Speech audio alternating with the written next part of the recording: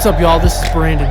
They call me Legacy, and I want to share with you my story about how I came to Christ and also how I came to Crossover. I was born in Buffalo, New York, and I lived up there until I was 14 years old. I come from kind of a chaotic home. Both my parents were divorced previously before I was born, and I have an older brother and a younger sister.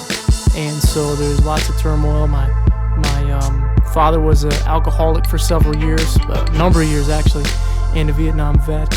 And so there was always some strife through that, a very interesting dynamic.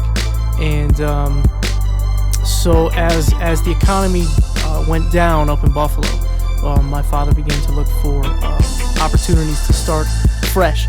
And so we sold our house, and when I was 14, my family, we all moved down to the Tampa Bay area.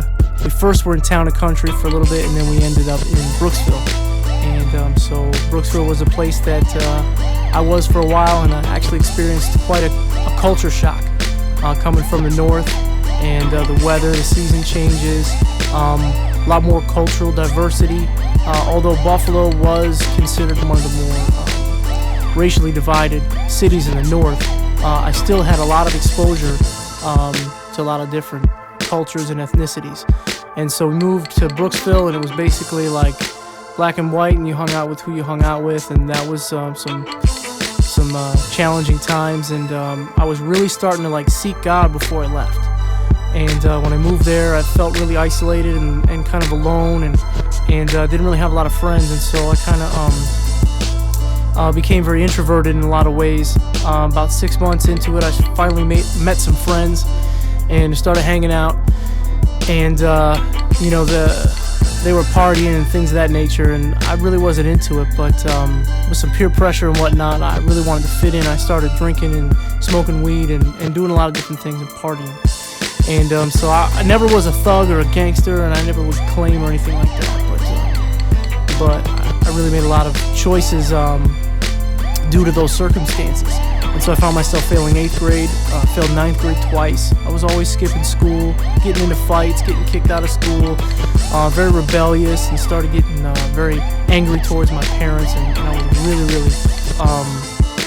just going nowhere, and became suicidal. And so one night I was out partying, and the Lord just touched me. I knew that there was a purpose and a plan for my life, and I knew that God was real. I believed that God was real, the Bible was real, and that Jesus Christ, was the only way. And I said all these things, but the life that I lived denied that. The life that I was living denied that He was real and that He was the Lord. And I had an experience that I would consider very radical, and I would also consider very real and authentic. Where I saw my life, and I wanted it to have an eternal impact. I realized my name Legacy. People think that it means something, but at this point, I realized my life meant very little, and that if I was to die, people would remember me for the person that I was, not the person that I wanted to be. And like I said, I knew God had a plan for my life, so I called out to Him and I said, God, whatever it is that You have for my life, whatever You want, I repent of my sin. I know I need You, and I knew this at a very young age, and so I'll do whatever You want. And I committed myself to Christ. I committed myself to reading His Word, following Him, and trying to be the best Christian that I could possibly be.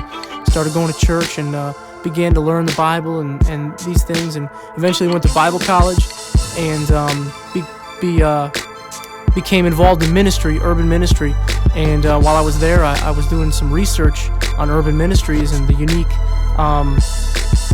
dynamics of doing hip-hop in ministry. And so I came across an article about crossover in a magazine called Charisma, and in it described what Pastor Tommy Cologne was doing at Crossover when he was a youth pastor. And so when I graduated, I came and I visited, and Pastor Tommy invited me to become a part of Crossover and to intern and learn about it. And so I spent several years here just learning and just doing and just trying to be involved. And I made a lot of bumps and bruises and mistakes along the way, man, but I learned a lot of stuff about ministry. And all that being said, man, I also met my wife here. My wife Pam, I met her at Crossover, and she was also called to ministry, and she was doing urban ministry, and we got together, and God brought us together. And that's one thing that I can say about Crossover, is that God used crossover in my life to bring me my wife, my better half, and that may or may not be for you. But at the same point in time, I'm just grateful for being here, and I'm looking forward to whatever it is that God has. The church is growing and moving, and things are happening, and people are beginning to realize how good God is. And if that's all I could share is, man, God's a good God, and He's got plans for us, and they're not plans to harm us or to destroy us, even though we go through things, and it hasn't been easy. But I've learned to just pick up and move forward. And so